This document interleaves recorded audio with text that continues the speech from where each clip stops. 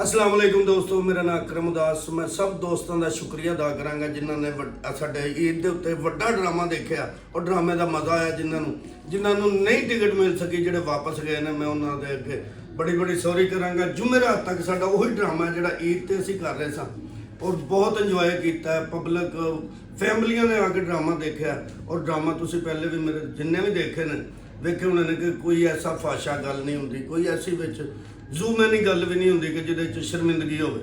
मैं सब नूं कहांगा कि अपने दोस्त अपनी फैमिलियां आके ड्रामा देख सकते। साडा जुमेरात तक ड्रामा जिहड़ा जी चल रहा जी। कोडू साहब अस्सलाम वालेकुम जी, मैं तुहाडा अपना विकी कोडू। और जिस तरह अकरम साहब ने कहा जी कि पहले भी तुहाडा बहुत प्यार मिलिया। साडा ड्रामा माशाअल्लाह बहुत अच्छा होया। तुहाडे प्यार का बहुत बहुत शुक्रिया, तुहाडे आने का बहुत बहुत शुक्रिया।